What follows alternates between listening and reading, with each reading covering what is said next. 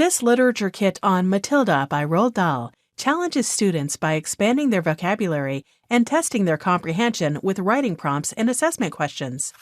55 pages chocked full of a variety of scaffolding strategies incorporated in our Before You Read worksheets for each chapter section, along with vocabulary prompts to prepare your students for the reading, with rubrics, teacher guide, and author biography. Test comprehension with multiple-choice questions that explores the character of Matilda. Expand your character study by reflecting on Matilda's view of C.S. Lewis's novels and what she considers to be a drawback in them. Show understanding of tricky words from the book by matching them to sentences where they make the most sense. 6 additional writing tasks follow.